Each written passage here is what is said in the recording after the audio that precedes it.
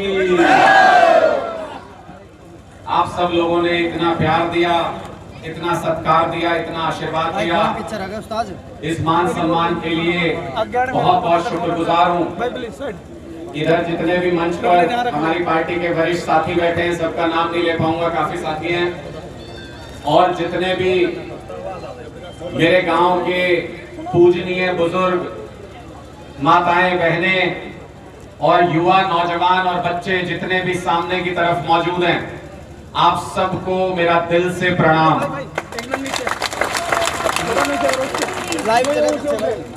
बचपन में बहुत भागे इन गलियों में, रहते थे शहर में, लेकिन छुट्टियों में जब भी मम्मी पापा यहाँ लेके आते थे तो ये होता था कि गांव की गलियां क्या और खेत क्या, ये महीना 2 महीना जो गर्मी की छुट्टी मिली उसमें सब कुछ समेट के साथ में ले जाएं।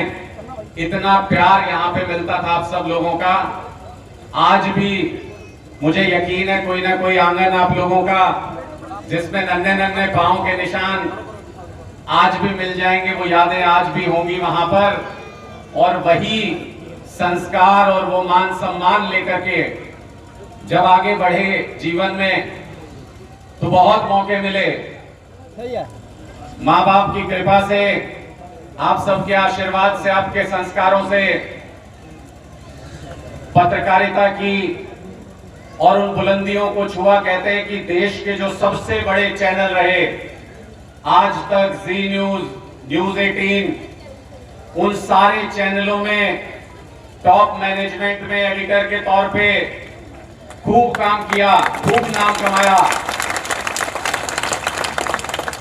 लोग कहते हैं भ्रष्ट वो होता है जिसको मौका नहीं मिलता। खूब मौके मिले, दुनिया भर के लोग सूटकेस लेके सामने खड़े रहते थे, लेकिन आपके संस्कार ऐसे थे, आपके बेटे ने आज तक ऐसा काम नहीं किया कि कोई एक पैसे की उंगली उठा। जिंदाबाद, जिंदाबाद,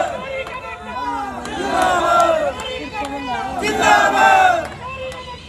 और जब बहुत सारे लोग मुझसे पूछते हैं कि ये पत्रकारिता के बाद राजनीति में कैसे आ गए, तो बताना चाहता हूं कि आपके संस्कार ही खींच के लाए हैं।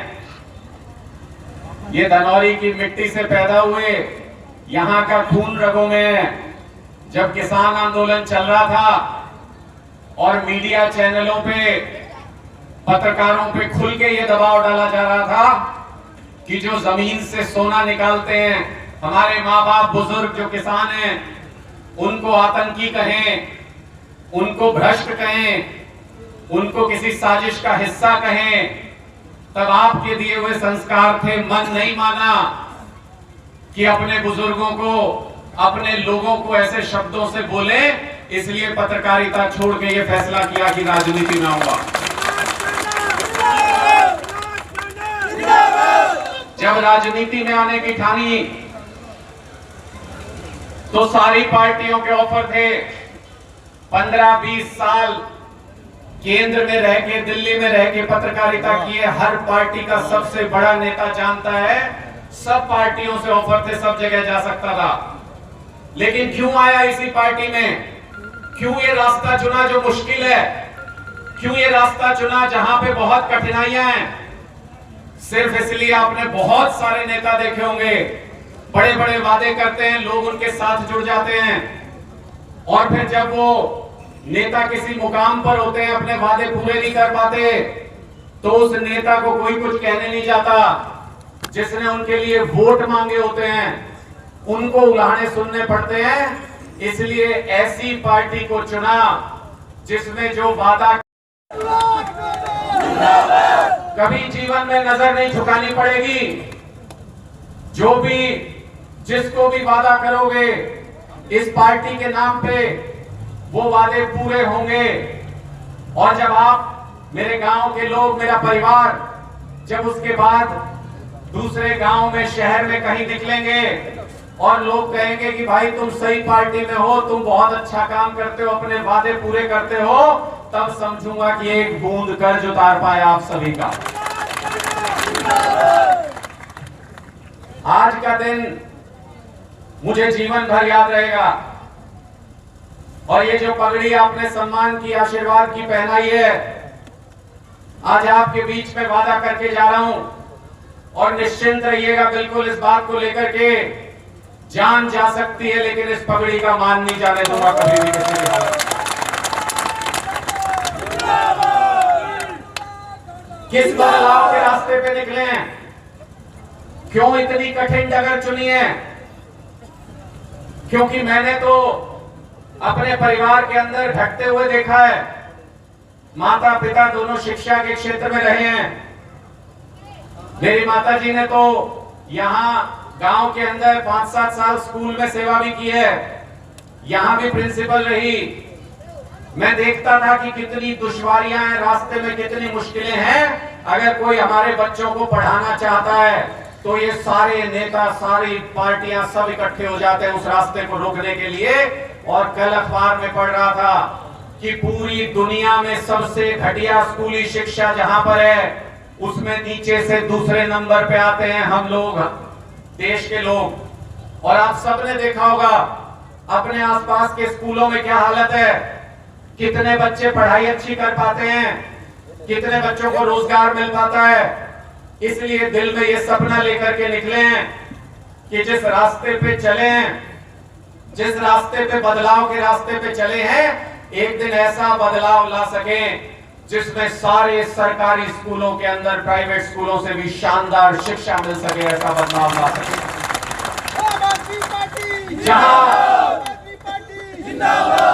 जहां गांव के अंदर भी 24 घंटे बिजली आ सके, ऐसा हरियाणा बनाना चाहते हैं।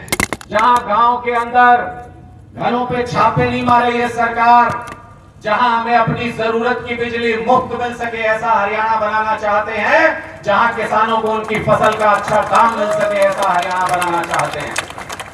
जहां अस्पताल में, गांव के अस्पताल में जहां पे सारी सुविधाएं मिलती हो, दवाएं फ्री मिलती हो, जहां पे बड़े से बड़ा इलाज मुफ्त होता हो, ऐसा हरियाणा बनाना चाहते हैं, एक गांव बनाना चाहते हैं। और मैं आपसे कहता हूं, आप जहां भी अपने बेटे के लिए लोगों से बात करने के लिए जाएं, अगर हमारी पार्टी, आपकी पार्टी आम आदमी पार्टी के लिए कहीं वोट मांगने जाए तो दूसरी पार्टियों की तरह कभी भी ये नहीं कहना पड़ेगा आपको कि पहले वोट दो बाद में काम करेंगे। जिससे भी वोट मांगो उसको ये कहना कि ये बॉर्डर पार करते ही पंजाब के अंदर कोई दरवाजा खटखटा के देख लो, अगर आम आदमी पार्टी ने वहां काम किया हो तो वोट देना, वरना बिल्कुल वोट मत देना। आम आदमी पार्टी जिंदाबाद, आम आदमी पार्टी जिंदाबाद, जिंदाबाद। मुझे खुद से ज्यादा हमेशा अपने गांव के मान सम्मान की चिंता रहेगी। मुझे खुद से ज्यादा हमेशा आपका सर ऊंचा रहे, आपकी पगड़ी का सम्मान बना रहे, उसकी चिंता रहेगी।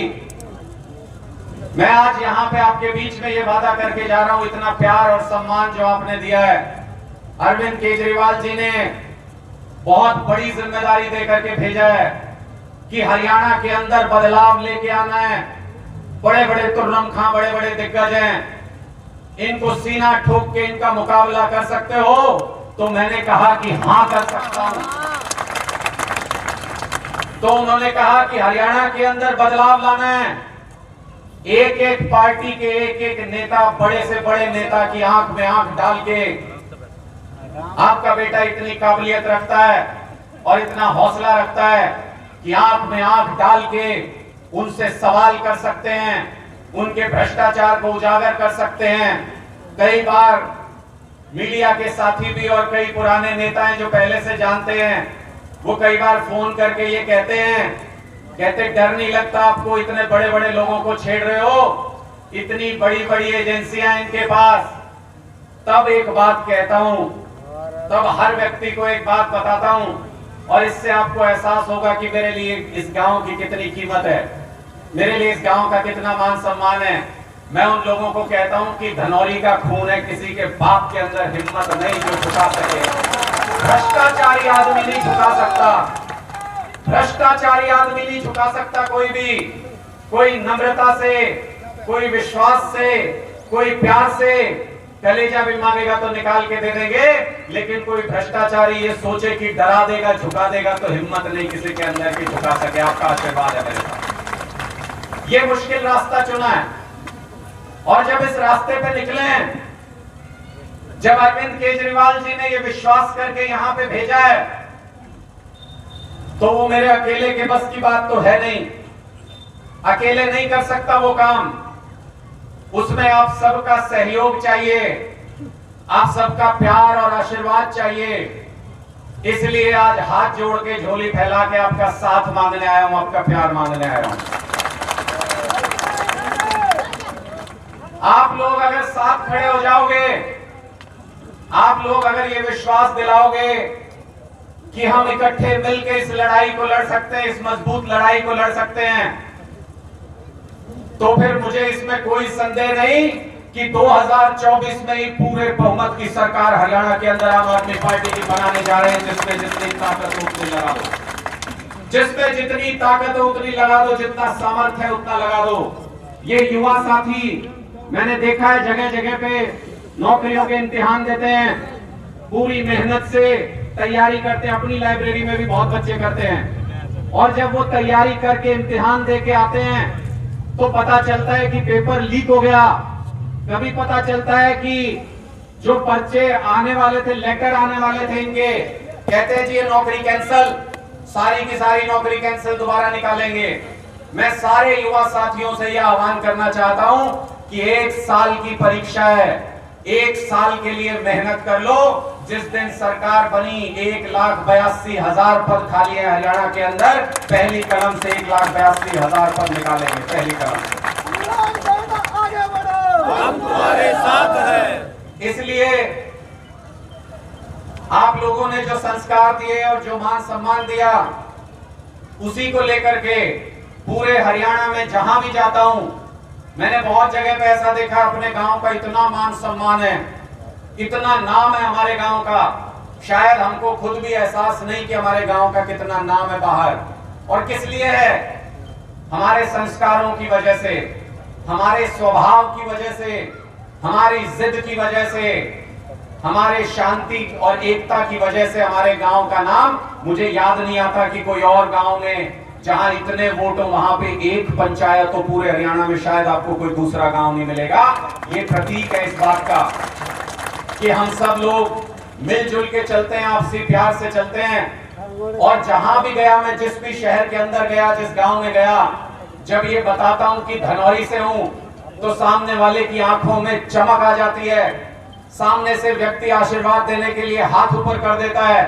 इसी से पता चलता है कि हमने जहां भी दोस्ती की, रिश्ते किए, जहां पर भी हमारी कोई भी मान मर्यादा रही, हमने पूरे संस्कारों से, पूरी ताकत से, पूरी हिम्मत से निभाई है। इसलिए पूरे हरियाणा के अंदर हमारा इतना मान सम्मान है इस गांव का। इस गांव के नाम से जितना मुझे मान सम्मान मिला है, मेरी पूरी कोशिश रहेगी कि उस मान सम्मान को उससे भी बढ़ा के, वापस लौटा के आप लोगों के चरणों में डाल सकूं।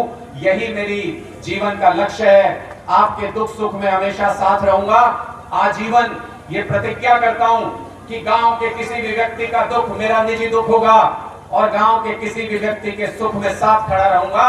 आपके साथ कदम से कदम मिला के आपके साथ चलने के लिए तैयार हूं। लेकिन ये लड़ाई अकेले लड़ी नहीं जा सकती, जैसा मैंने पहले बताया। मैं आप लोगों से ये जानना चाहता हूं कि ये बदलाव की डगर कठिन है, मुश्किल है ये रास्ता। मैं आपसे आशीर्वाद लेना चाहता हूं और आपसे ये जानना चाहता हूं कि क्या इस बदलाव की लड़ाई में आप मुझे आशीर्वाद देंगे? क्या आप मेरा साथ देने के लिए तैयार हैं? एक बार हाथ खड़े करके बता दीजिए। ये सारे मीडिया के साथी भी देख लो, ये पूरे गांव का आशीर्वाद आज साथ लेके जा रहा हूं, और 1 इंच भी कदम पीछे नहीं हटेगा। अगर सामने से गोली भी चल रही होगी, ये आपके बीच में विश्वास दिला के जा रहा हूं। आपके मान सम्मान को कभी ठेस नहीं लगने दूंगा, कभी आपका मान सम्मान झुकने नहीं दूंगा। बहुत बहुत शुक्रिया, बहुत बहुत आभार, बहुत बहुत धन्यवाद। और एक बार मेरे साथ दादा खेड़ा के लिए भी, दादा खेड़ा की, दादा खेड़ा की।